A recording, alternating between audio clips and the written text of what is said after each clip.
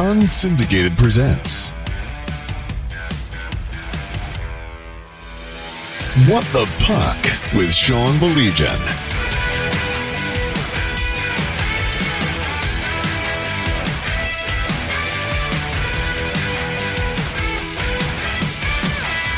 Well, so glad you could join us on a Wednesday evening. Here it is, What the Puck. Of course, my name is Sean Belegian, Mike Ivesall alongside. Very honored to be joined by a couple of guys that are going to be a part of the Wings Rangers alumni game, April 27th at Big Boy Arena.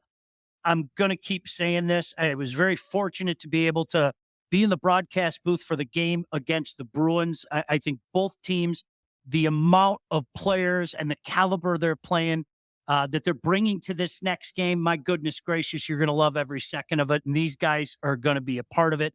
Let's welcome him in. Long-time Detroit Red Wing, played for a spell with the Nordique and, of course, the Rangers as well.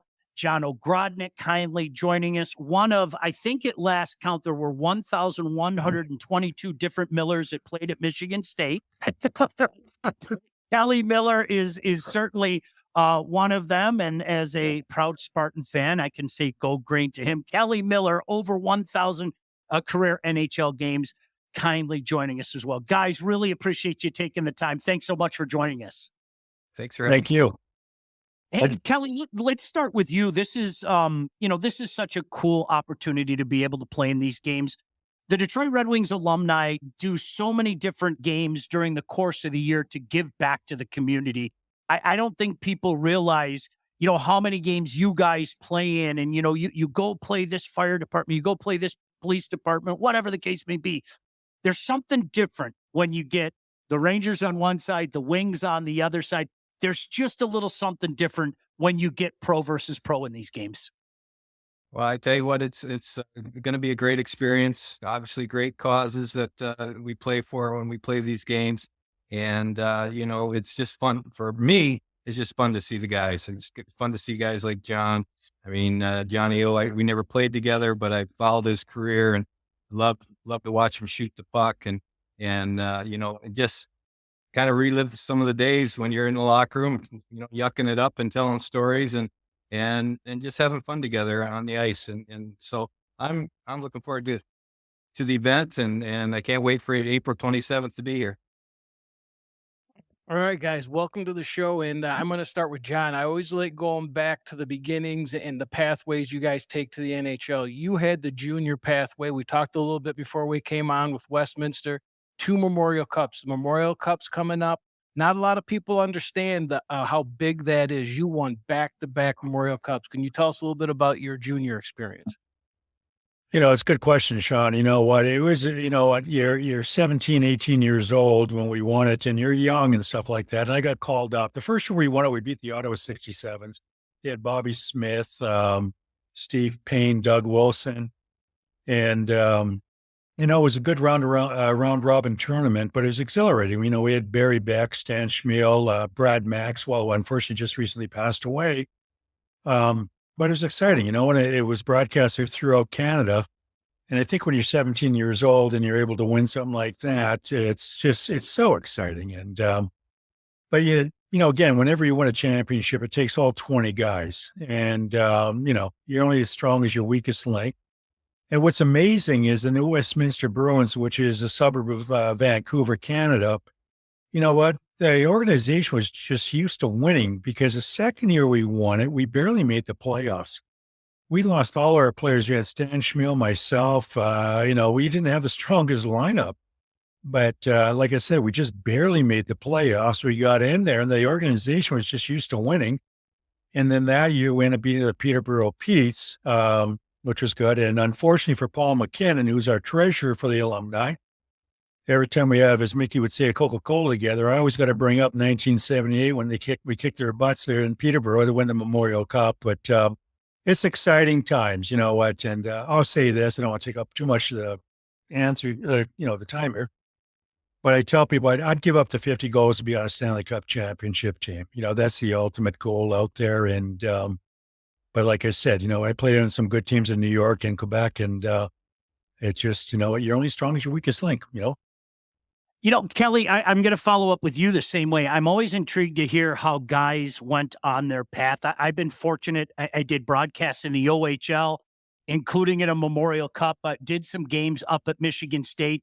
You're a guy that you played for the old Redford Royals. A shout out to your former teammate, Kirk Hunter. We got it out of the way. We wanted to make sure that we gave a shout out to you. And obviously in your own backyard at Michigan State. What made you decide on that path? There's no two paths the same, but that path, why did that work for you?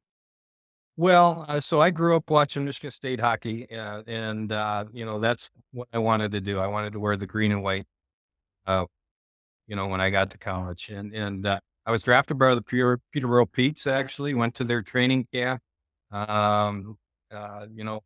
A good training camp. They wanted to sign me, and then I just, for me, the college route was the best route. Although the junior route's a very attractive route. I mean, let's face it. I mean, both produce very good players and turn young boys into men. And so, it for me, the college route was always what I wanted to do. And but the junior route, you can't say anything bad about that either. I mean, they're just both good hockey. They're producing players like crazy, and producing superstars. Yeah, both routes you guys took landed you in the NHL. Kelly drafted 183rd by the Rangers. John 66th overall by the Red Wings. Now, I know the draft isn't quite the show that it is today, but what was your draft day experience like? And after, especially John, 59 goals as an 18-year-old, did you expect to go a little bit higher?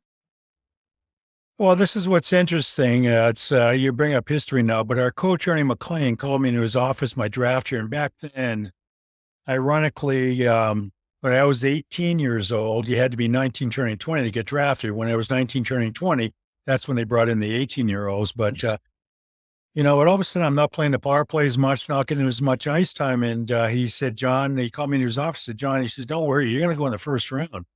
He said, I got 9 other 19-year-olds I got to get drafted. So I said, okay, and you're 17 years old, you're a little gullible, whatever. It's or 18 at the time, or I'm sorry, 19 was my draft year. I do apologize. And, it's your coach, you listen to it or whatever. And it was interesting. They only went 6 rounds that year. In the first round, the Red Wings took Mike Foligno. They didn't have a second round pick. Third round, they ended up taking Boris Fistrick, who never made it. And Jody Gage, who was my roommate in Adirondack.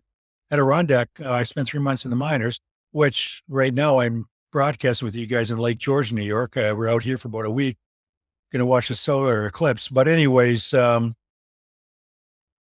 Gage never made it, and I was a 4th rounder. And what was interesting about it is I just worked my butt off in training camp, and Bobby Crom, who was a coach at the time, recognized that.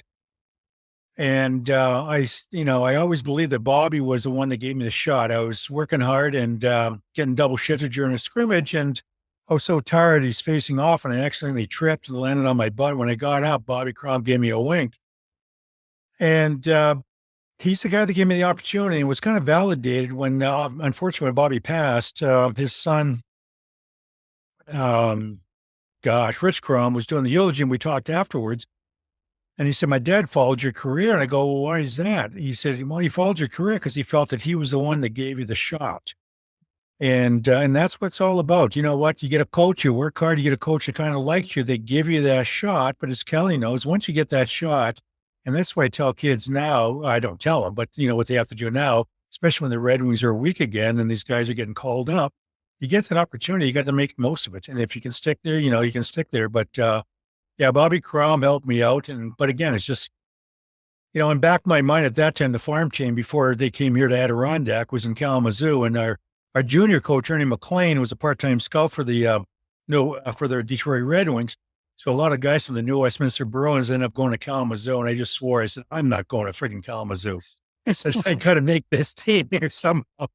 And ironically, but they switched from Kalamazoo to here to Glens Falls, or the Adirondack Red Wings. John O'Grodnick, Kelly Miller, kindly joining us here on What the Puck. Don't forget the alumni game, Wings, Rangers. It is happening April 27th at Big Boy Arena. Make sure you get out there. Not only do you see great hockey, there are going to be so many things around the rink as well. Very fan-friendly. And don't forget, it's for charity as well. And Kelly, our buddy Kirk Hunter, chimed in and said, you were a diamond in the rough. You made a lot of head turns that year, to be sure. Kelly, talk about that transition from you. As you said, you went to Redford, you played for Ron at Michigan State in your backyard, and there you are, a young man heading to Manhattan in the middle of the 80s. What was that transition like? Oh, that was a crazy one because I finished my senior year. We lost a heartbreaker to Providence. Chris Ferrari stood on his head. We outshot him. It was a 2-game total goal series. We beat them the first night, 2-1. They beat us the second night, 3-1. And both nights he saved 60 shots to about 13 for our goaltenders. And Bob Asenza was our starting goaltender 2 weeks before the playoffs start. He puts his hand through a glass, and so all of a sudden we're playing our number 2 guy. And so it was devastating. So for me to go from that to getting on a plane and joining the Rangers, my first game was in the Spectrum in Philadelphia. And I just remember Craig Patrick was the general manager. He picked me up at the airport. I got my Michigan State hockey bag, and I'm tramping into the locker room.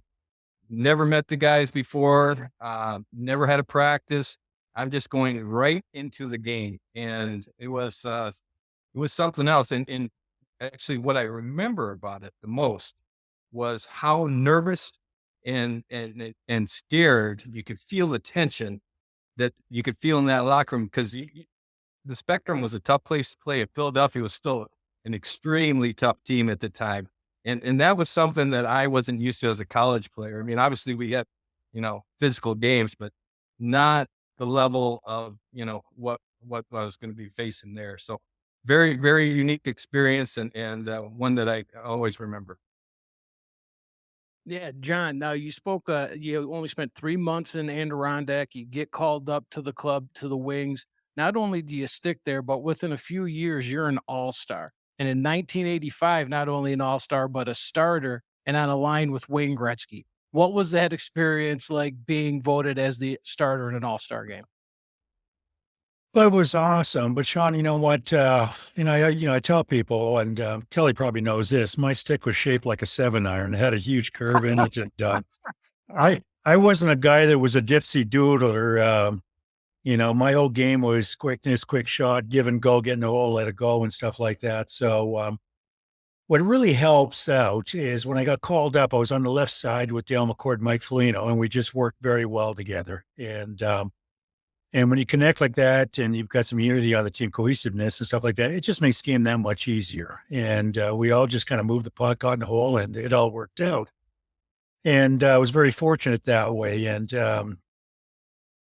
you know what, and just before I even forget here, when I was in New York, I'm kind of jumping above you real quick, just so you know, when I was in New York and Kelly Kissel was my center iceman, Kelly got injured, but they called a young kid up from Lansing by the name of Kevin Miller. And Kevin Miller, I tell him this, I kind of embarrass him, but sometimes when I say this, but I truly believe he was second to Adam Oates. Kevin was setting me up left and right. He's so shifty. All I had to do was get in the hole, and he got me the puck, and we connected very well. But getting back to that, yes, you know what? I have to have a line that I can work well with, because I'm not a guy that's going to carry the puck up the ice. Like basketball, you give it to the guard and let him dribble the ball up and stuff like that. So, and I was fortunate that happened. As far as Gretzky, I was nervous as heck. Good guy, and it was pretty exciting. But that lasted about 20 seconds, and I was happy. They put Messier up there, and I'm like, "Thank you." Yes, you can have it. But I got to tell you a quick story, if you don't mind me saying this. But you know what? One of the All-Star games were in New Jersey, and I'm outside the bus. We had our morning skate, and I'm signing up, obviously autographs just outside the bus. And all of a sudden, Gretz walks by, grabs the Sharpie out of my hand, and just starts scribbling his autograph, and boom, gets on the bus. I go, okay, well, whatever. And I met Gretz in Australia back in 2016 for a charity hockey tournament out there. And he was in Sydney, and we have some Cokes together, Coca-Colas, as Mickey would say, together. And I said, you know what? I had a lot of respect for him because he did that. But we're on the bus going back to the hotel. He came up to me in the bus, and he apologized. And I understand where he's coming from. If he would have stopped to sign autographs, he wouldn't have got out of that parking lot. You know what I'm saying?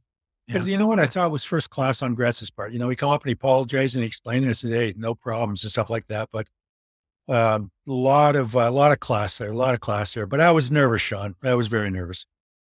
Two classy guys here. You can see them and a ton of stars out at Big Boy Arena. Red Wings alumni taking Rangers alumni on. It is April 27th, Big Boy Arena. Make sure you get out there.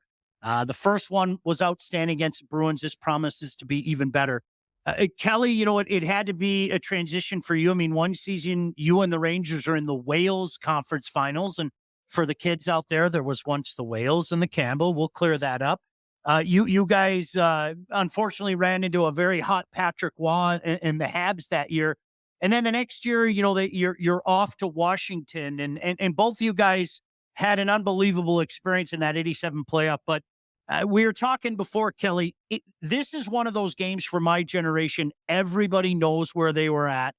The Easter Sunday, because it did eventually end early Easter Sunday morning, the 4 overtime game between the Capitals and the Islanders. I know it stinks to be on the losing end of that, but I mean, just one of those games that everybody seems to talk about.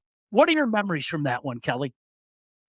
Just trying to keep going. I mean, and probably the biggest memory is what a football match it turned out to be. The 4 overtimes, there was not one penalty called in 4 overtimes. Now, how does that happen? Nice. So whenever you were going to the net, you better get it off quick because you're going to get tackled. You're going to get pulled down. And it was just, it's one of those crazy games where you're just trying to survive. You're trying to, just think about the next shift, think about the next. And, and unfortunately somebody's got to lose at some point. And it's a shame that we had to lose 4 overtimes into it. So, it was a great experience, but it's also very difficult to lose after going through something like that. If you don't mind, Kelly, if you don't mind, if you would have got by that round, did you guys feel that you could have went a long ways? I think that we had some really good teams. We had great defensemen. We had the Rod Langways, Larry Murphys, Scott Stevens, guys like that were just, dynamite. And so, I think at that time, we had a young goaltender in Bob Mason playing the nets. I think it would have been very difficult to get, to go all the way because I think you need a special goaltender to win the Stanley Cup. And I think Bob was good. I think he was just young and, I thought he played really well. But it takes something extra special if you're going to win those series. So, but yeah. Very quick, Kelly, you were part of 2 of those marathon games. I mean, for people out there, that's one our generation remembers, but you were part of another one as well. Yeah. Lucky me. The second time was against Pittsburgh Penguins. And, again, just, battles and we were at one time up in the series, I think 3-1, and then they came roaring back. And then we played this, great game 7 where again, I'm on the losing end, but it's in 4 overtimes and it just tremendous game, when you're playing against Lemieux and Yager and guys like that and trying to keep them off the sheet. Yeah. For 4 overtimes, that's a tough thing. But again, I don't think there was a penalty called the whole overtime, any of the overtimes. So, anyways, but it was a great experience. And unfortunately, both times I ended up on the wrong end of things. If we go back to 1987, John, you took place in a playoff series, Quebec, Montreal. We had Chris Nyland on. He said it's probably the most intense rivalry in hockey. I watched some highlights of that series, and that was a mean-looking series. What is your memories of that epic series? What I remember, again, for me, it was exhilarating because, 7 years in Detroit at that point, 7 seasons, and it was only made the playoffs once. So we ended up losing to St. Louis back in 84, 85. But just to be able to tell we had on our team with Michel Goulet and Dale Hunter and, the Stashny brothers. And I was pretty optimistic that, we get by Montreal. I'm not saying we would have won the cup, but you know what? You get the momentum going, and who knows what happens in the playoffs, as we know. But it was just exhilarating. And I say this also, and there's no ego here when I say this. A lot of times I'll measure goal scorers on what they do in the playoffs. And I was very proud of that. And again, it has nothing to do with an ego. It's just, that's what they expected of goal scorers. But if my numbers are accurate, both Michel Goulet and I had, I think, 9 goals in 13 games in the playoffs between Hartford and Montreal. But I can tell you this, when I was in Detroit and we went into Montreal, I was lucky if I got 3 shots on net. When I was with the Nordiques, with the talent we had, and you can't check, we had 3 lines that could score, so you can't check all 3 lines. Definitely had a lot more scoring opportunities and was able to score a lot more than when I was with Detroit, just with the depth and stuff like that. But I tell people it's the first time I experienced, and, Kelly obviously experienced it frequently than I did my first 7 years. It's the first time I experienced a dressing room packed with reporters. I'm like, Yeah. wow, you know what? And, but it was disheartening. You lose in 7, like I said, you know what? I thought we had them. We ended up losing. Their heads were sagging a little bit, and one bad goal and one questionable call by the famous Terry Fraser, just allowing a goal. The whole momentum changed, but that's hockey. Was that Elaine Cote? I'm testing my geekdom memory. Was it Cote that scored that goal where they waved it off, John? It was Cote, and I believe it was, get them mixed up. I think it was Paul Gillis. Okay. He went All right. towards the net. So he goes towards the net. The defenseman was on one side of him, and then he had the goaltender. So the defenseman was between the goaltender and the player. And I can't remember who, it wasn't Patrick Watt this time. I can't remember who the goaltender was, but he kind of did a Dino Cicerelli where he kind of got bumped and did the triple flip in the net. And Terry Fraser, I ran into him in New York at a couple charity golf outings. He said, John, I had to call it. It just looked bad. I go for scrapers. But I guess he's still, at that point, he said he was still getting flack from the Quebec fans. The French are very emotional. Yeah. They weren't happy when I got asked to get traded. And I was with the Rangers, and I was fortunate when it was Kissio and Mullen, I got, because I had a couple bad years under Phil, and I just couldn't find a line that we had chemistry. But anyways, so I ended up having a 42 goal year that year, and because of the line I was with. But I tell you what, I was leaving the game at the Colisée, and the French people were swearing at me. They were calling me names. They were so upset that I left Quebec. They're very emotional, and I give them credit for that. I really do. And I hope they get another franchise up there because they do love their hockey. No doubt. John O'Grodnick, Kelly Miller kindly joining us again. April 27th, Rangers, Red Wings alumni game. I have a feeling there are a few more of these coming down the line. Kelly, when I look back to those Washington teams that you played for, you guys always had good teams. You were always good. It just seemed when the playoff came, for one reason or another, you just couldn't seal the deal. You couldn't find a way to win the East until 1998. And, earlier you talked about having a special goaltender. You guys had a pretty special goaltender that year, as I recall, in Ole, the goalie.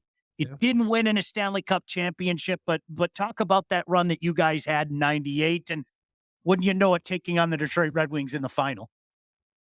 Well, that, you hit it on the head when you mentioned Ole Kolzig. I mean, Ole, the goalie, was so good. And he to me was the difference, in terms of when I look back at the other years. I mean, we just couldn't get a goaltender that could get hot like Ole did. And Ole was just unstoppable until the Red Wings. And the Red Wings they had just a tremendous team. I mean, they were so deep. You talk about turning points. First game we lost. Second game, we're winning 3-1, and Esa Tikkanen comes down, and this is like in the third period, and he gets by the goalie. Oh shoot, you guys know who the goalie is? Osgood. Yeah, and so put it and miss. And put it behind him and miss the net. I mean, he had an open net, missed the net. They literally come down on that same rush and scored, make it 3-2. Then they tie it up, and then at that point there was no stopping them. But I don't know if that would have been a turning point, but it sure would have been nicer to go back 1-1 versus 0-2 in that series. But goaltending is so huge in the playoffs, and if you've got somebody it just gives you confidence that you can make a mistake and it's not going to end up in your net like Goalie can. That's what you need. All right, John, back to you. We've heard you talk about your trade from Quebec to the Rangers a couple of times, and I saw an interview from a couple of years ago. And did I hear right that there was a possibility of it not being the Rangers, that you could have went to Pittsburgh and played with Mario Lemieux? Yeah, what happened was this is after I was traded to the Nordiques. And like I said, guys, I mean, I love the hockey. The hockey was excellent. It was fun. It was awesome, and I was probably very naive. I'm 27, 28. I was worried about life after hockey, because we didn't make the $1 million salaries or anything like that. And, between that and, looking for work after hockey, making connections, then you got the tax bracket, then you got the language barrier. And unfortunately, Quebec City at that time, they just didn't want to speak English. So there's a lot of factors that were involved. So I'd asked to get traded, and my agent said, "Well, John," he says, "you know what? Pittsburgh's interested, and the Rangers are interested. Where would you like to go?" And I talked to my wife Betty Ann about it, and we decided to go to New York. And I tell you guys, again, this is hockey stories. When you have a couple cokes with people and stuff like that, but. I tell people, and Betty Ann agrees, it was the best 5 years of her life. We lived in Connecticut on a couple of acres of land, projects at Rye Playland, Madison Square Garden, like Wayne Gretzky said. Every player's got to be, have the ability for the chance to play in New York. Kelly, you probably experienced it. One negative part about it was they really had the bad ice. It was like playing with tennis ball out there. The ice would just chip apart and, break up. And I remember when I was a kid, Dale Rolfe was a defenseman, I believe, for the Rangers. He ended up breaking his ankle because of the bad ice there and stuff like that. And James Patrick made a comment to the reporters after one game, and he took a lot of hell from the upper management, saying, "You can't be cutting up our ice," and no pun intended. You can't be talking badly about our ice. And Jeep, I guess he kind of got disciplined, if you want to say, by making those comments. But aside from that, hockey was fun. Same thing. We won the President's Trophy 1 year, and we get by the first round, and, without mentioning names, we're playing the Islanders, and you could just see it coming where one of their defensemen just made a bad pitch. And I'm like, oh no, you could just see it coming. And sure enough, the Islanders go down 2-1, they score. And again, like you were saying, the whole momentum changes again. But it was good. You know what? I'm not knocking Detroit. That's why, I retired in Detroit. We live in Farmington Hills, and it's a great hockey city and all that. But we all know you play sports, you want to win. You want to have fun. You want to be on a winning team. And people ask me, where's the best city you played? Well, Quebec was great because of the hockey, and New York was great to live out there. I live in Connecticut, 2.5 hours away from Lake George, New York, where I'm at right now. And you had decent teams and you had fun. And Kelly knows this. You know what? When you're winning or you got a good team, the whole atmosphere in the dressing room is different. Everybody gets along, and I kind of joke, even the wives get along, kind of exaggerating there, but. All right, we got a couple minutes left. I want to ask both of you, and then I know Mike's got a follow-up question.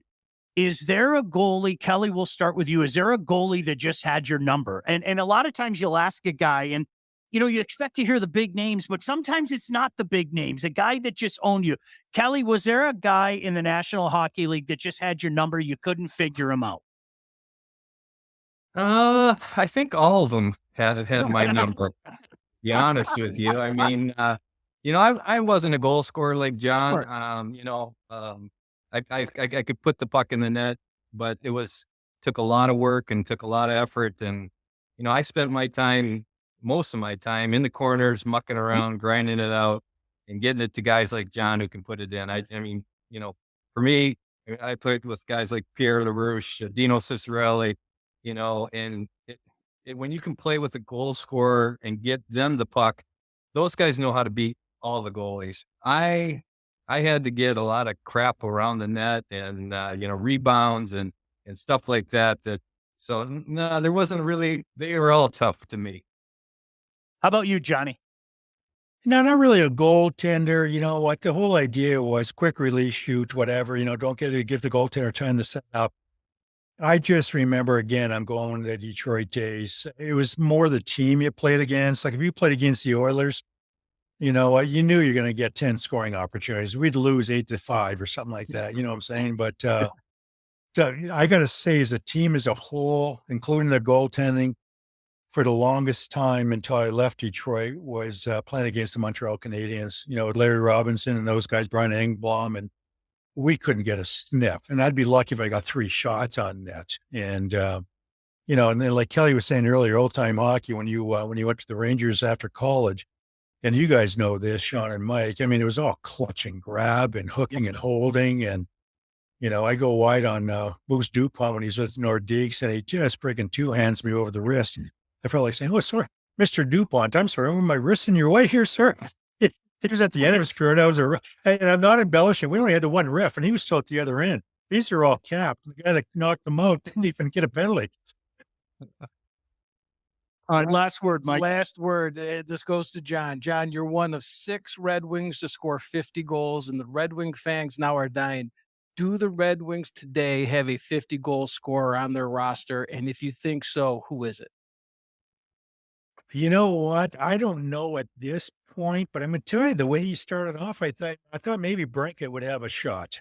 Mhm. You know, what did he get? Like 12 goals or 20 goals or whatever it was, 15 goals in the first 10, whatever it was. And the guy's a goal scorer and stuff like that. But you know what? I guess what happens is, you know, they get scouted. You know what? They know where he likes to shoot from, and they try and take that position away from him.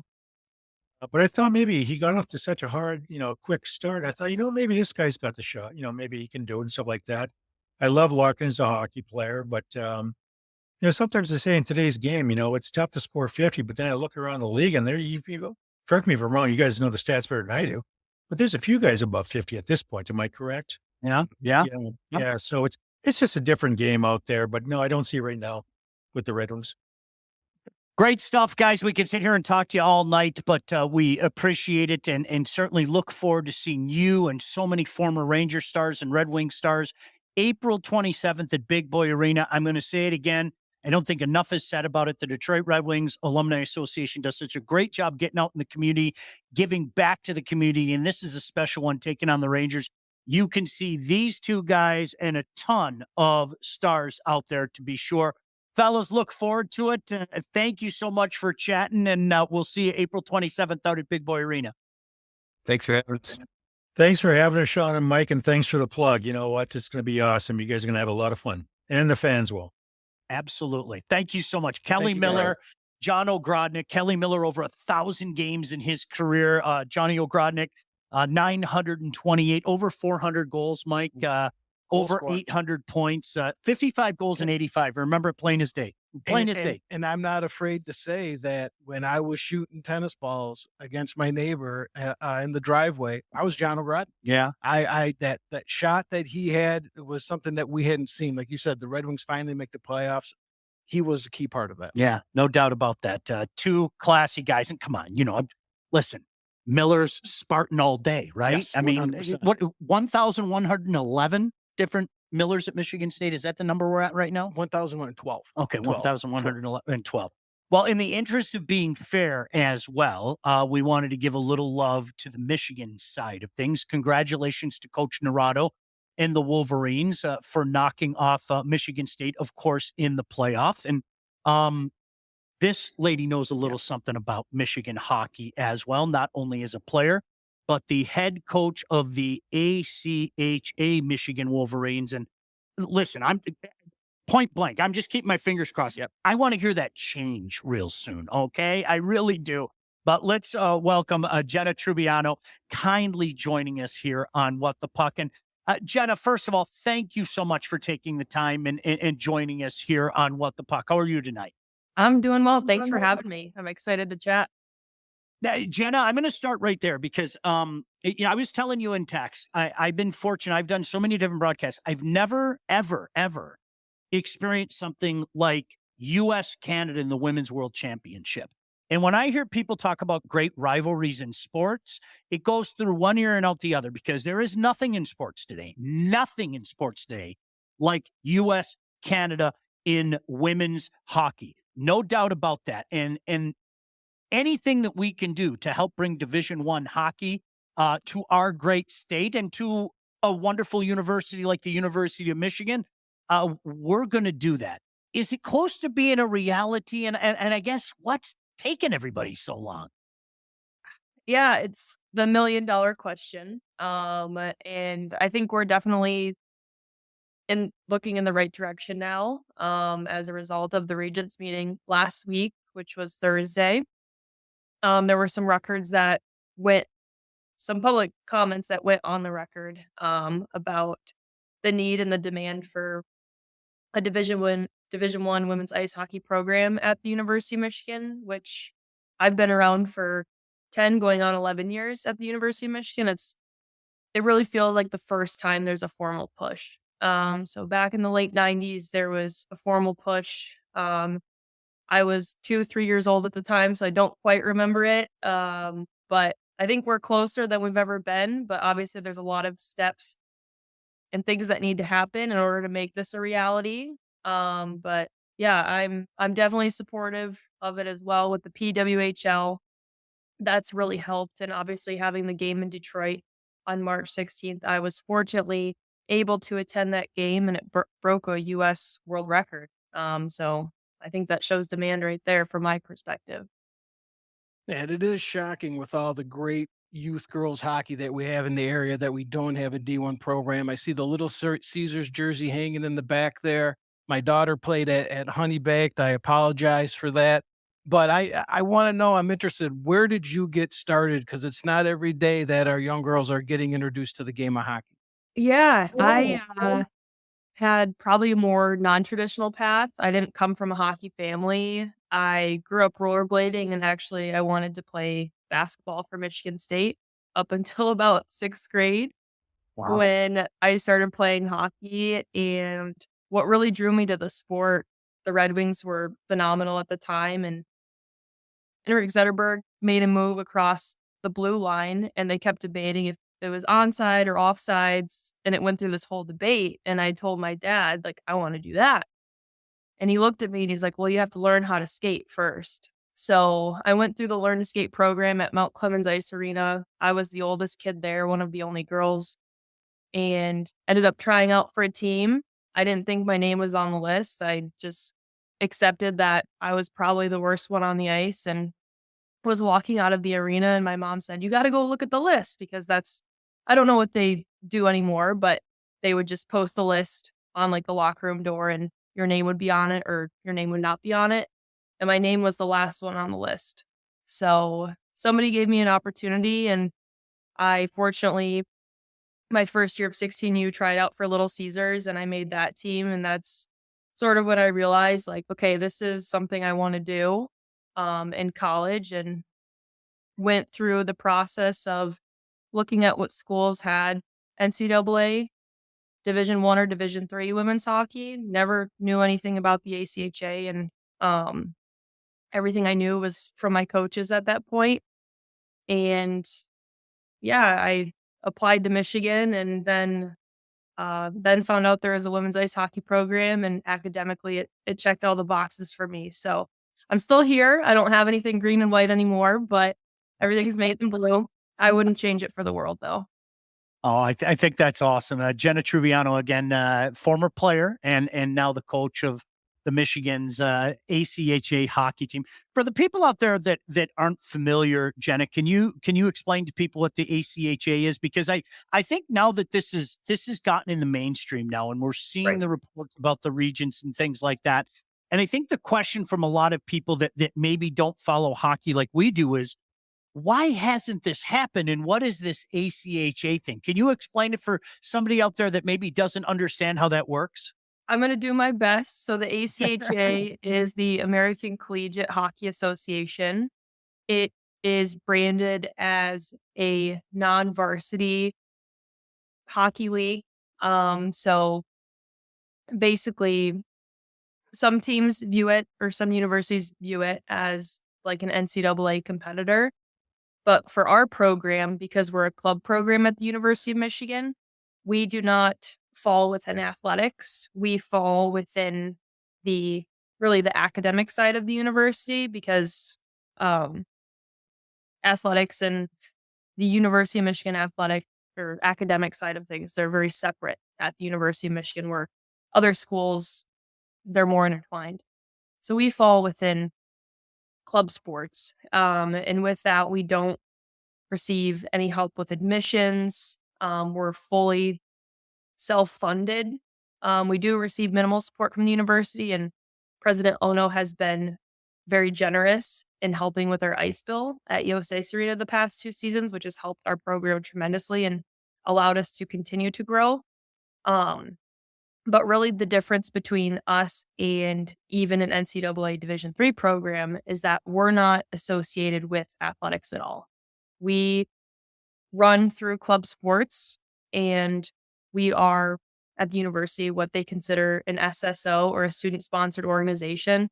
So we are able to wear the Block M. When we travel and compete, we do represent the University of Michigan. There are requirements that our students have to meet academically.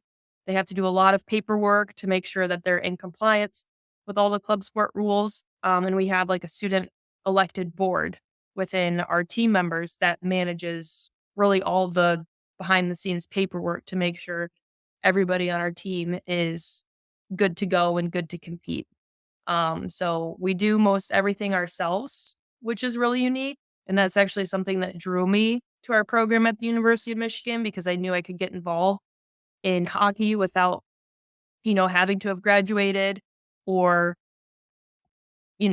just from a coaching side of things. It really gave me insight as to, what all goes into social media. And that's something that I started initiating in 2013, is creating our Instagram page. And now we have almost 12,000 followers, which is more than some varsity programs at Michigan and many other women's Division I varsity programs. So it's really exciting to see the interest and growth in our program. It's excellent. I want to get to a very important topic. As a girl dad, and as a girl dad that played hockey, I think it's very important that you face some adversity. You were harassed on the ice by some men. And could you go through this and how you handled it, which I thought was great, and then any advice you will have, because unfortunately you're not the first, and it's not going to be the last time that a young lady is harassed on the ice. Any advice you would have for someone that has to face this in the future? Yeah, I'm really glad that you brought that up, because I think it took off for a little bit, but obviously there's been some discussion with our program. Um, so the incident that happened, and when I did talk about it and decided to talk about it, I never wanted to talk about, you know, who, what, where, and when, because it was never my intent to say, hey, these group of men did this to me and that's wrong. For me, it was about the bigger picture, and really wondering why in 2024 a 29-year-old woman is being harassed on the ice when a lot of these men have daughters themselves.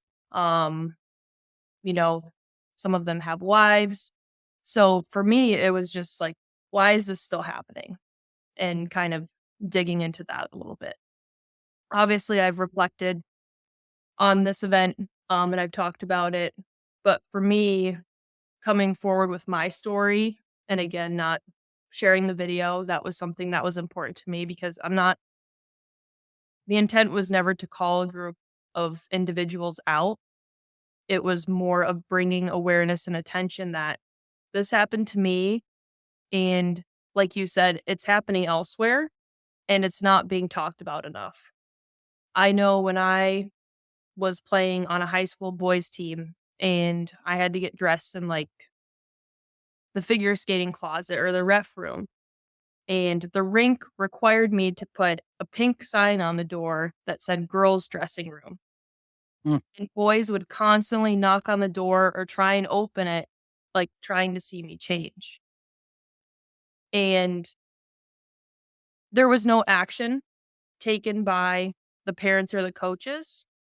And, when you're the only girl or one of the few girls in a predominantly male sport, and maybe based on where you're located, like that's the only option for you to participate and be on a team, a lot of people don't want to speak up because they don't want to be retaliated against. And I don't know if you have anything to comment on that. No, I am sitting back. I think I can speak for everybody else, Jenna. You hear this stuff. First thing that pops into my mind is I read the story, and the story, obviously went viral for good reason. Did Right. any of these guys eventually apologize to you? Have you received the apology that you did not get that night? I have not received an apology.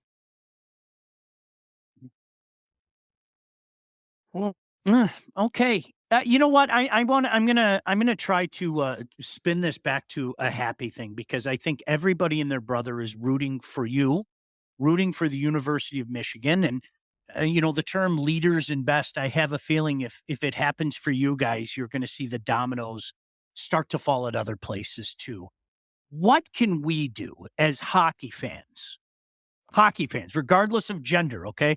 What can we do as hockey fans to help speed this process up, to get the word out there that this is something that there's a market for this? There are people, great spokespeople for the game like yourself.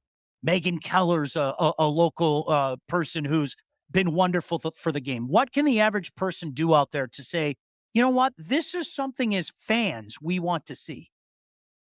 I think for those that are relatively local to Ann Arbor, or even if we're traveling, I'm really excited about our game schedule for next season. And the more people that come to our games, the better. It's a better experience for our student athletes. And something that I think President Ono talked about during the Regents meeting, he basically called out people to support our program and to come to our games. And I thought that was really cool that the president of the University of Michigan is telling people, like, hey, you should go to these games. Like, it's a great opportunity to witness, you know, something in the making. Um, so I think that's the biggest thing. Obviously, there are barriers associated with that. Something I've learned, social media has a huge impact on our program and educating others. So there are barriers with, being able to make it to Ann Arbor, or sometimes our games are at weird times. But if people have like a social media account and they can promote our content, that helps as well, because I didn't even know Michigan had a women's ice hockey team. Mm. Like, I had no idea. And I think my mom found it on Facebook and was like, "Oh, one of your teammates from 12U is actually on the team, on the roster." And I was like, "Oh, like that's super cool." Um, so I think just building that education and awareness around our program is something that's really important. So, yeah, those are two, I think, fairly simple ways that people can support us. If somebody wanted to purchase like a Michigan women's hockey t-shirt, we do have an online store and we receive a certain percentage back donated directly to our program. So even like if somebody's wearing Michigan women's hockey and they take a picture and post it on social media, that's really great for us too, because it sort of starts this domino effect. Um, so those are really the three most simple ways I can think of supporting our program. I think with our schedule coming out, I'm really excited once things get solidified, because I'm just really excited. I can't share any specific details, but I'm working on some things behind the That's cool. scenes. I'd love to see as many people in Yost as possible, because like I said, it makes it a really great experience for our student athletes. And again, just like the PWHL game in Detroit, it shows that there is a market for women's hockey at the University of Michigan, or in the Ann Arbor area or Metro Detroit area. Well, Mike doesn't know this yet, but he's going to go to some games with me. He doesn't. Oh. He just found that out. We're going to be two of those people that are going to take you up on Awesome. your challenge. And I can show everybody. Go to Twitter right now, or go to your social media, and there it is right there. I'm following. Let me get it right. You Mish MICHW hockey. Go follow him right Correct. stinking now, and support the game. The game, and the game doesn't know sex. The game doesn't know gender. This is supporting the game of hockey, and that's certainly what Mike and I are here to do. Can I give her a big thank you? So when I was doing my research for this interview, I came across some videos from the Coaches Clinic, and on the Coaches Clinic site, and I have to thank you for the hours of entertainment that was on there, because you don't know this, but my son was one of the players that you were running through the drills, and he got absolutely walked in the drill coming out of the corner, and it was so poor Sebastiano. I'm never gonna let him live it down. But there was, I'm like, there's somebody, and oh my God, did he just get walked? Replay. So I have to thank That's you. amazing. Yeah, that's the coaches site's a great event in Ann Arbor too.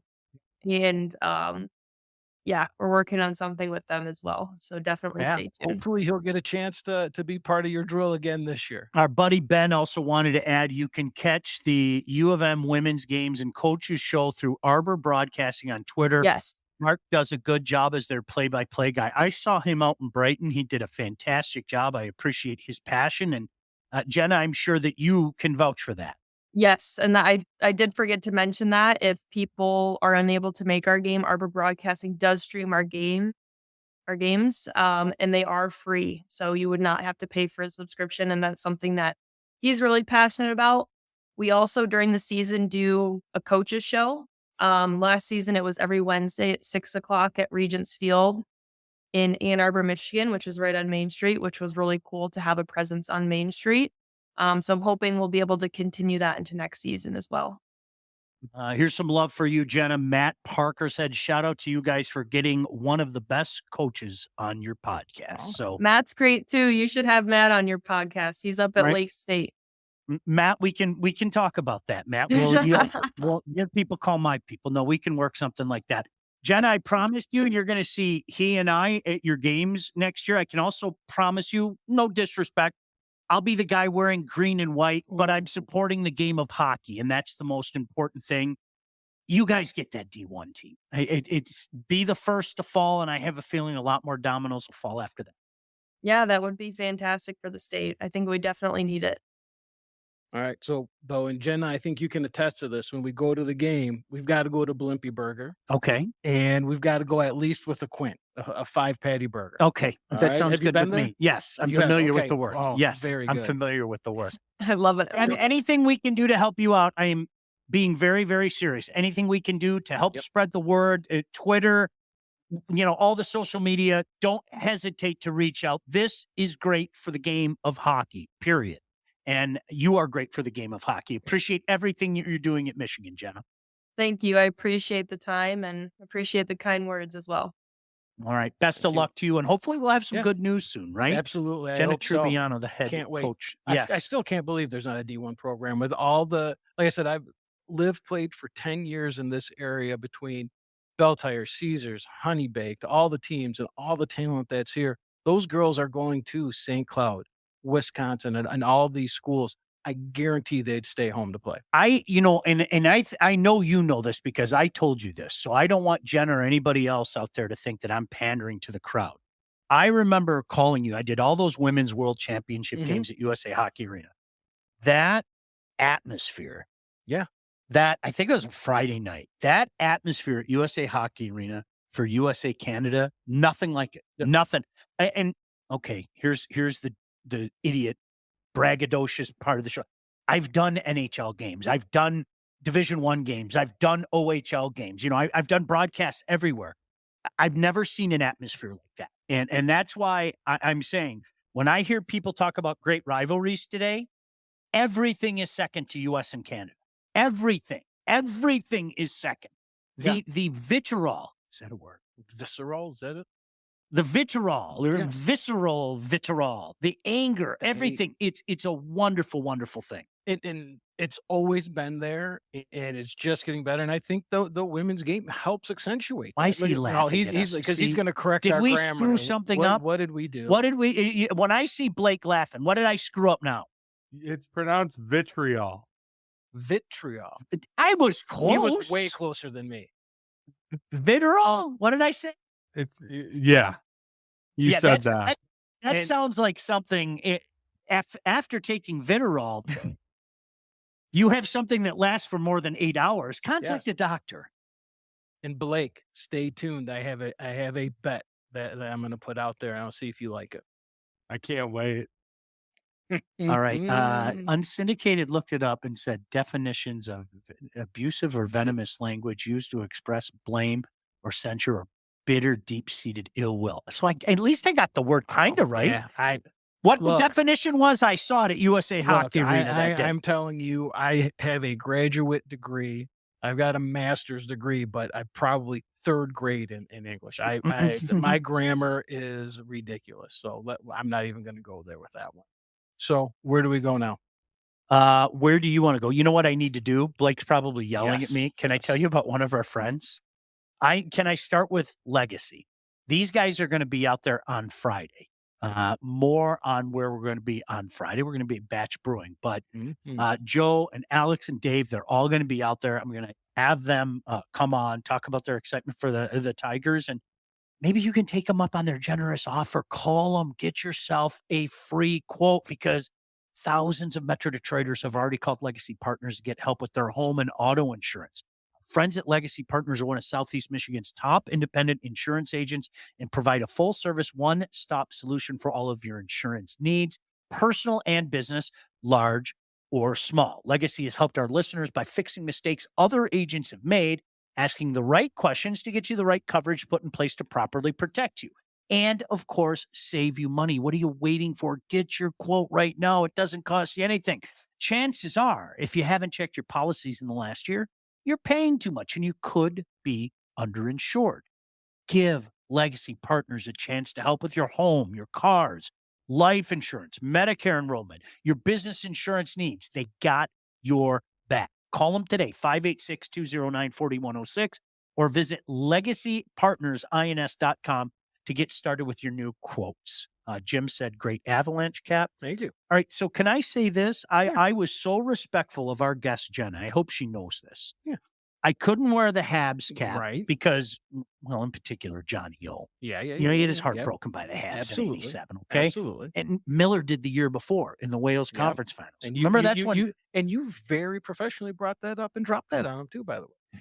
Do you remember how nuts Wah was Yes. in that? And then Yeah. do you remember who scored the overtime goal? Of course I don't. Claude Lemieux.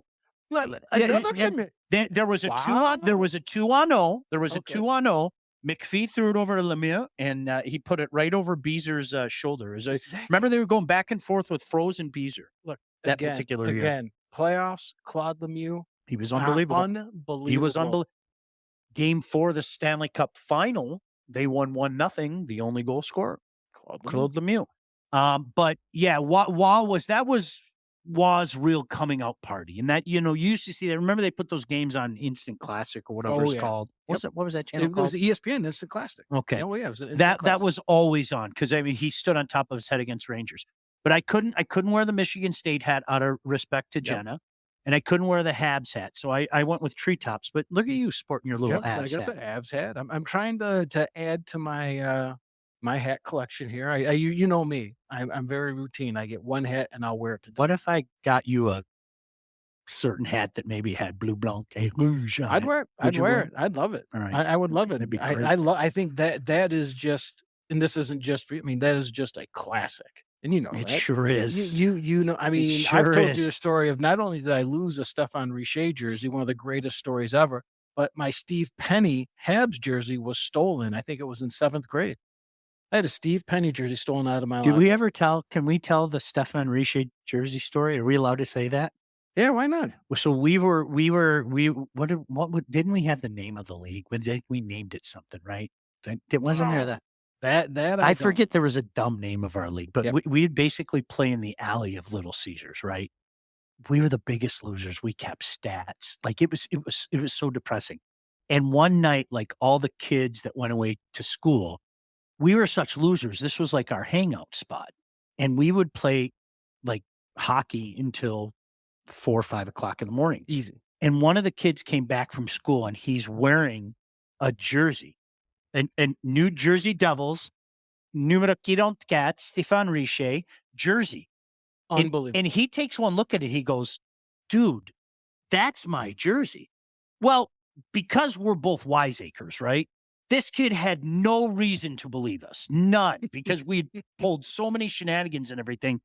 But you said, didn't you say, okay, on the inside, there's like writing or something? What was the hook? Not only that, there was something on the inside, but I knew exactly where he found it because I was playing in a floor hockey league up at Eastern Michigan, and I was goalie, and I was just hot as could be. So I took it off, and I knew exactly where I'd left it, exactly where he had found it. And I described all that in the inside of the jersey. And he's like, oh my God.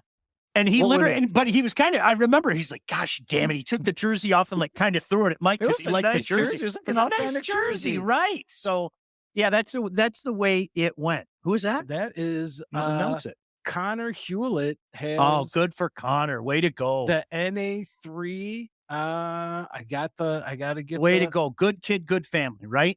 Yep. Getting I his tender. Yep. He tendered with the Hawks in the NA3. So that is excellent. So we talked about something last week. And I listen, I still don't know if I believe it, but for the Red Wing fans out there, Tammy and all the Red Wing fans out there, I'm sure you saw the reports. Detroit Hockey Now, run by two guys that don't throw things against the wall. Duff and Kevin Allen do such a great job. But there were reports out there and some sources saying that maybe, just maybe, Coach Lalonde is in trouble. It is amazing what happens when you make a few phone calls, because I'm going to tell you point blank, there were a couple people that said nothing's wrong, nothing's wrong, nothing's wrong. And there were a couple people that said there is something wrong. And it's funny, Mike and I have been talking about it for weeks. Something looks different, something looks off, okay? The one thing that I love what Duffer wrote is anybody that tells you that they know what Steve Yzerman is doing, I'm paraphrasing. Yeah. These are my words. They're lying, because Steve doesn't get that information out there. Steve does not get that information out there. Period. End of story. He keeps everything close to the vest. It is going to be interesting to see, especially how the Red Wings finish this season. It's going to be interesting to see if there's any validity to this. Coach Lalonde might be in hot water stuff. Well, I mean, there's the hints that we've been talking about from the press conferences to the play on the ice, but I think you mentioned it with Blake last night. I think the big tell is going to be Patrick Kane, right? Mm-hmm. What does he do? Does he not sign? If Lalonde comes back, does he not sign? If Lalonde is gone, does he sign? Those are all going to be the beginning signs of what's going on there. But all we can do is guess, right? All we can do is guess of what we are assuming is happening in that locker room and what it looks like. And the biggest thing that comes to me when I see it is another coach right now that is just sticking out like a sore thumb on the opposite of it, and that's John Tortorella. Mm-hmm. So if we can look at what John Tortorella has done in the last, let's say, 2 to 4 weeks, he announces a captain, Couturier, right? Mm-hmm. 2 games later, what does he do? Benches him. He benches him. He health bombs him for not 1, but 2 games. Okay? That is a veteran coach that he grates everybody wrong. He's got that Scotty Bowman in him, right? He grates them wrong. What he needs in that locker room is a strong captain that those guys know he's not in the coach's pocket. Mm-hmm. And that is the exact opposite of what we have here in Detroit. And what we have in Detroit is Lalonde. And to me, he comes off as a player's coach, and that's the toughest coach to be, because you have to have the other end of it, right? It's funny you say that. And I never, ever will give up sources. Never, Right, ever, ever, right. ever. It's never going to happen. Do you know, and I may have told you this privately, okay? A prominent Red Wing told me Dave Lewis was never going to work. Never going to work. 100%. That's exactly And right. I had a feeling what the reasoning would be. But I had to ask.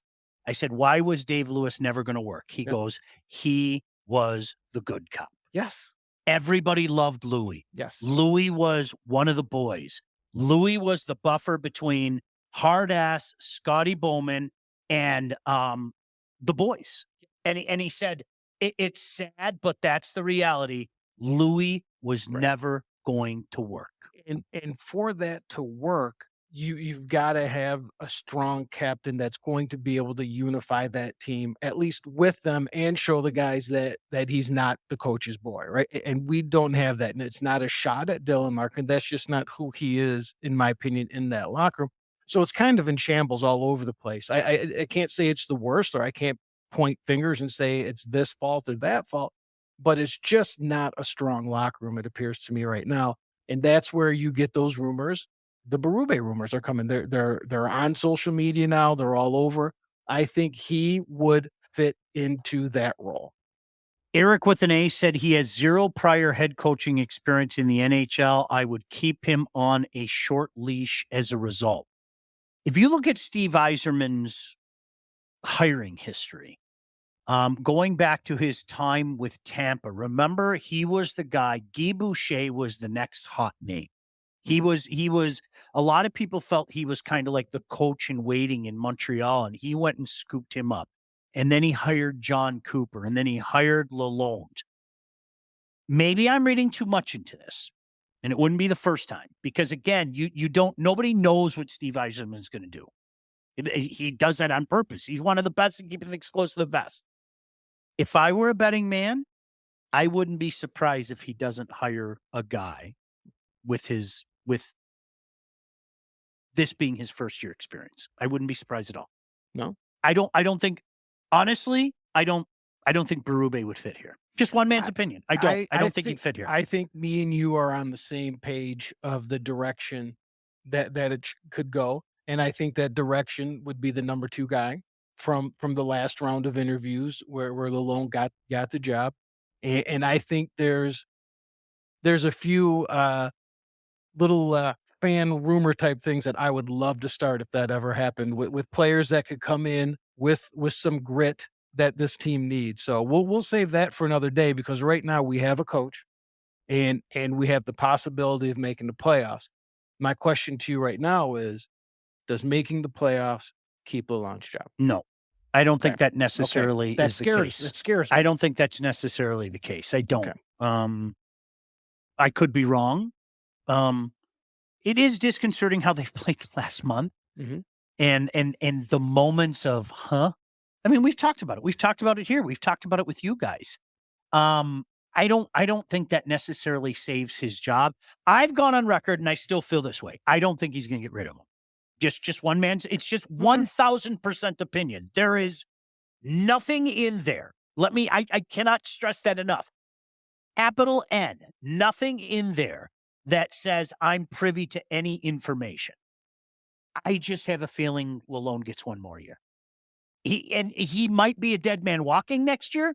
He might be a dead man walking, but I have a feeling he gets one more year. What if Patrick Kane looks you in the eye as the GM, the pretend GM, and says, All bets are off. All bets are off. Yeah. Because it's something like that. With the way he's come back, I think he can make that kind of demand. Paul said, just tuned in, Gerard Gallant could be a good fit. I think people forget, our generation remembers this. Gerard Gallant and Steve Yzerman were friends, were line mates, et cetera, et cetera. We have a funny Gerard Gallant story that we're never going to tell, but you know what I'm talking about. Sorry, that's all I'm going to say. But there's a question about culture out there. Those questions are going to come up. They are. I mean, especially, like, I know what Paul said. I don't think the boys play hard for Newsy, but they did for Jeff, in my opinion. Matt said, in Fedorov we trust. I know a lot of people said Sergei Fedorov. He's done with his KHL contract now. So, is that a possibility? Yeah, I think that's a possibility. I don't think his next hire, I think his next hire will be a new hire. I do. Okay. I think that, again, just looking at his history, looking at the guys that he's brought in, I think he likes to bring in those guys, that have that first crack at it. And if there's anyone, it would be Steve Yzerman that I would trust to have the feel of that locker room. 100%. I think he's been in it. He's been around it from the bad end of it to the good end of it, from the good cop to the bad cop as the strong captain. He knows. He's no dummy. He knows exactly what needs to happen. We are really doing overtime tonight. This is like, Islanders Capitals 1987. What were you doing that night, by the way? Do you remember where you were? I know you got a terrible memory, but I'm sure you remember that. Oh, I was at home with my dad. Were you? Yep. I had a broken collarbone and I didn't know I had a broken collarbone. So you're going to do a read. I've got a funnier story about the Pittsburgh game. Oh, do you? Yeah. I actually have a funny story about that too. You with a mutual friend of ours. Oh, okay. No, seriously, in '87, I had a broken collarbone that I didn't know was broken. I broke it on Friday, and then I went to the hospital on Wednesday. And the doctor, he literally looked at me. He goes, "What's wrong with you?" What is wrong with you in broken bones? But I don't know. It hurts, right? I don't know. I still think the broken wrist story is the best. Which one? When he placed it back. Let's get this okay. Here we are. My gosh, that was the absolute worst pain in the history. Can we talk about our friends at Wealth Advantage Group? Are you ready to take charge of your financial future? Look no further than the Wealth Advantage Group, located in historic downtown Northville and owned by two brothers right there. The Hanson brothers. There they are. Not Hanson brothers. With over 20 years of experience. They understand that your financial goals are as unique as you are. That's why they offer personalized expert guidance to help you navigate the complexities of financial planning. Now, whether you're saving for retirement, getting ready to sell your company, or already in retirement, they can help guide you through every step of your financial journey. They work with clients throughout all stages of life and have clients in over 20 states. The investment world, it is a complex one. So if you're ready to start taking your finances more seriously, it might be time to work with an expert and reach out to my friends. There they are, Mike and Jeff, the Wealth Advantage Group at 248-773-8574, or view their website at www.thewealthadv.com. By the way, I'm telling you right now, Mike and I just decided this today. So Todd and Blake, we're going to do like impromptu shows during the Stanley Cup playoffs. We're all up anyway and like texting each other. We're like in a group text and we all text each other anyway. So Mike might be at his house. He might be here. We might be barbecuing. Right. But we're just going to do impromptu shows. Hey, anybody out there want to talk during the playoffs? So that's what we're going to be doing. And the only guarantee in that is that I'll have a headset and I'll still hit the microphone and Blake will be mean. Yes. And Blake will be mean to me. So real quick. Look who jumped in. Did you see that? Congratulations, Steve. The heck. Congratulations to your son. Steve Hewlett just texted me. He had popped on the show, and I've got to give my boy Connor Hewlett out of Howell, Big Michigan, played for the Howell varsity team last year, signing his tender with the Sheridan, Wyoming Hawks of the NA3. So congratulations, Connor. I look forward to seeing him continue his career. Ben said, whoa, Fedorov and the history baggage he had on his way out. The reason why his number isn't in the rafters from an organizational side would be a mind-blowing hire. So and what the, hold on a second. Let's get it. Hold on, wait a second. Oh. Congratulations to the Hewletts. That is awesome. Did they do it all right? I don't know. Wait a second. And on a power play. All right. So, by the way, he's a freak. Oh, he's so good. Did you see that dumb thing I put out the other night? I think because I was up late. He goes to bed usually earlier than I. Like an hour ago. You know, I know I'm keeping him up so late. I'm such a bad influence on you. You know, he would be like 6 in the league in scoring if he didn't score a goal, right? Like he has more assists than every other player in the league than 6. He's nuts. Yeah. You know, seriously, he's nuts. Come on. Are you kidding me? Go ahead. So real quick, the Pittsburgh, Washington, 82 overtime game. So when we lived in the beach house over there in Redford, I'm watching the game. Lemieux goes after Krieger, gets thrown out of the game. I have to go to the bar because someone that I was with, their buddy is playing in a band. So I'm like, I'll just go watch the game real quick. Let's go now. We get there. Not a TV in there worked. Couldn't watch the game. What the? Right. Exactly. Well, it was a dive bar, whatever. So have a few drinks and we end up home around, let's say 1:30, 1:45 in the morning. The TV's still on, of course, because we're conserving energy. And the game's on. And I'm like, oh, look, the replay's on. I'm going to grab a beer out of the fridge, sit down and watch the rest of the game. And as I'm watching it, I'm like, what does that say? 7th period? What? Peter Nedved scores. So I got home. So I left the second period, went to the bar, thought I missed the game, got home in time to see Peter Nedved score with 44 seconds left? Unbelievable. Yeah, Hubie, the night before Easter. Right? And Kelly Miller, by the way, was very diplomatic. very diplomatic. I couldn't agree with him more. The two goaltenders in that game. Do you remember who the two goaltenders were? Which game? The game, the Easter game. The Easter game. Islanders and Capitals. Would have been Rudy and Mason. Good job. Look at that. They aren't exactly, I know Kelly took them to the finals, but look, Kelly wasn't very good. And Kelly Miller was very, very diplomatic. Yeah. Bob Mason wasn't very good. He just wasn't good. He wasn't very good. He wasn't very good. I mean, he didn't strike fear into you. That's No. for sure. No. Steve said, Connor says, thank you. Barbecue at our house for one of these playoff broadcasts. Absolutely. Oh, 100%. You know what? We'll go do a live show out there. What do I? You wait to see. I can't him wait. Work the grill, and he's a steak master too. We He's are one of those steak whisperers. We are going so long right now, and I've got something that I have to address. I know we still have 10,000. Can I tell you very quickly about Lindsay Broadwell? Though, can I do that? When it is time to buy or sell or both, you need to contact the right agent. The agent that I recommend is that young lady right there, Lindsay Broadwell. Your house is probably the biggest investment you'll ever make, and that's why you need a pro. Lindsay grew up on the mean streets of Northville and has expanded her team all over Southeast Michigan.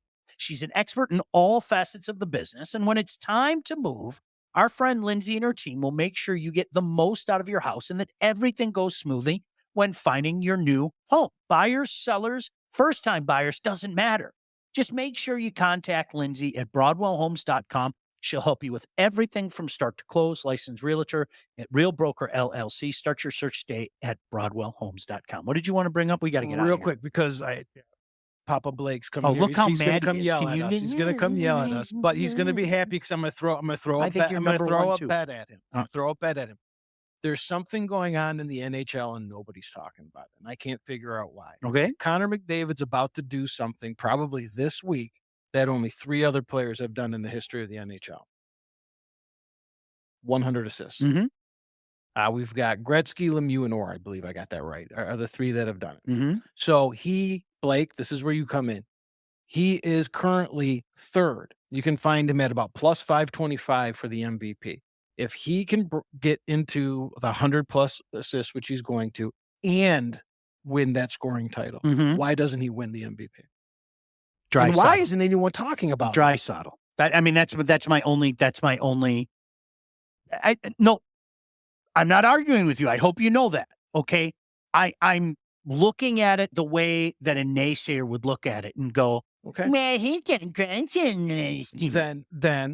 then if that's the case, then Kucherov gets it. Go bet Kucherov because McKinnon's got the best team. McKinnon's low. That team is low. Well, I think that's what's going to happen to McKinnon. Is I think people are going to look at the year Rantanen's having. So that might hurt him. That was my thought. The only one that would scare me would be Kucherov. You got it. Would be Kucherov. And also on that, Blake, I had a 50% boost that I threw on that because I got it up to almost 9-1 for McDavid to get the MVP. If anybody has watched me talk about this for years, and I think you and I have probably had, I think Rantanen is so woefully underrated. It's disgusting. It's really, it's disgusting how underrated that guy is. He should have the same pub as Draisaitl. He really should. 1,000%. He really should.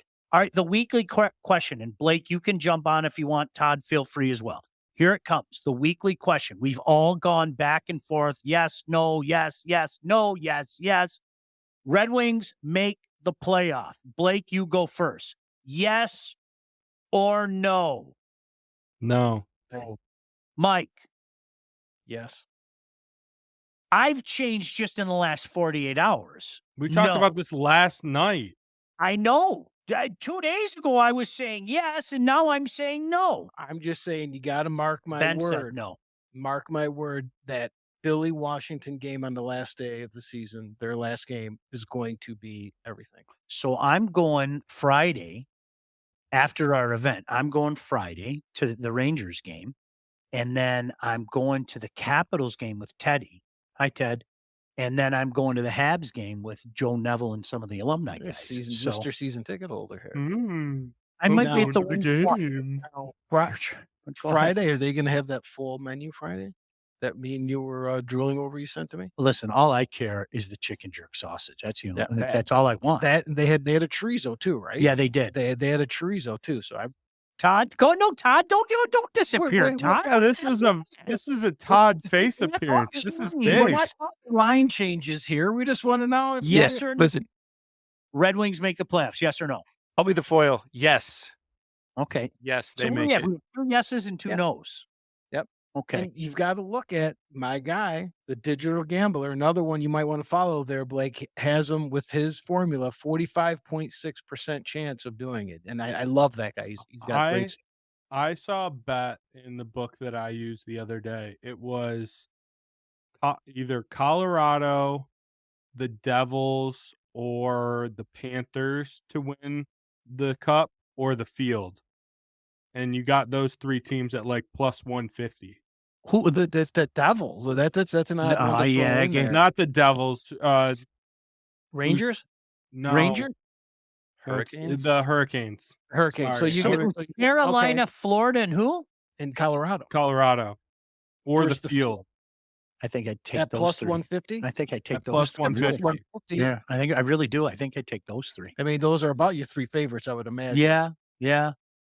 You know who else? I'm telling you, and I actually saw an article about it, and you were smart and you bet against them last night. Like Mike does this thing. He's like, I bet on the Habs, so I'm going to apologize ahead of time because now that means they're going to lose. And they actually, they beat Florida. Yep. Florida's struggling right now. Florida's sick. They're That's- they're struggling. I got the Yeah. down low on them that the flu's going through them, and that's when I threw that bet at them. Oh, look at that. Hubie said McDavid won't win the MVP. He can't get his 50 goals. Paul said if they get in, it'll be a lot of fun at the LCA. Here's the real question. Does That's the 100 assists. Larry Robinson rant. Do you remember the Larry Robinson rant? Oh, I gotcha. can't get my 50 goals. I Does- can't get my 50 goals. does Toronto win a series? Yes. Yes. I think they win the first round. I think, and then they'll party and all that. I can't wait until the Red Wings get back into the playoffs because I'm with Paul. Like that little outdoor area, like as Yeah. you're walking in, They it will built for be that. so They cool. built for that. I mean, it's not. Do you remember the Red Mile? Like this is when you were a little kid, but 2004, Calgary made this mad run to the finals, and they had this stretch called the Red Mile. Do you remember the Red Mile? It was unbelievable. It was like a mile of just partiers. And since then, a lot of arenas are building like that outdoor area. And that outdoor area down at LCA would be so freaking cool. You know what's going to be really cool? Where we're at on Friday. Yeah. Blake knew exactly where I was going with that. Todd knew exactly where I was going with that. Here we go. And where we're going on Friday is Corktown. That's right. We're going to see at Batch Brewing Company. They are the official craft beer sponsor of the show. And we're going to be broadcasting live down there from 10:30 to noon. They've got beer specials. They've got an unbelievable menu. If you don't believe me, make sure you go check out their menu at batchbrewingcompany.com. But we are going to be out there from 10:30 until noon.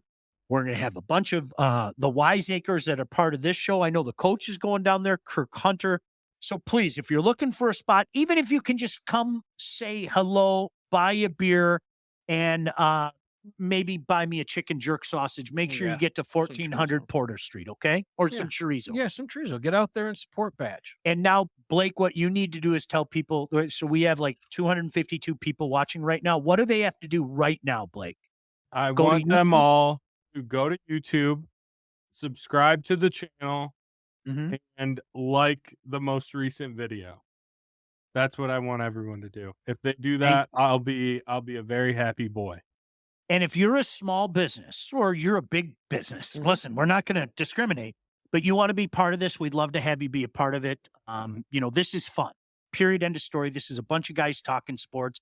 We're not taking ourselves seriously. It's one of the things that I hated about the sports talk genre is all of a sudden everybody started taking themselves so seriously. We're talking about sports, like calm down, So we're having fun. I'm doing it with my buddies. Obviously, we'd love for you to be a part of it. Reach out to me, reach out to one of the guys, and we'd love for you to be a part of it. Is there anything else we have to hit on? No, I mean, we get great guests and we like to talk to them. So we leave ourselves such little time. I mean, I've got a pile of papers here to go through, but I don't want to bore the people. All right. So I know next week we have one guest already. Gordy Brown from the Motor City Rockers is going to join us. So we're going to do a segment talking about the end of their season and looking ahead to the playoff. And then there's a potential really big guest. Okay. Like really big guest. I can't tell you yet because it's not sure. But really, I don't even think he knows who it is. I think you do. Okay. I can't give any I hints. know we've talked about a few things, so I'll say. Really, really big guest. Fingers crossed. All right. Thank you, Todd. Thank you, Blake. Thank you, Mike. Thank you, India. Thank you, Providence. Thank you, Disillusionment. We'll see you Friday at Badge Brewing Company. See ya. What the Puck, featuring Sean Belegian. Produced by Todd Losey and Blake Matrazek.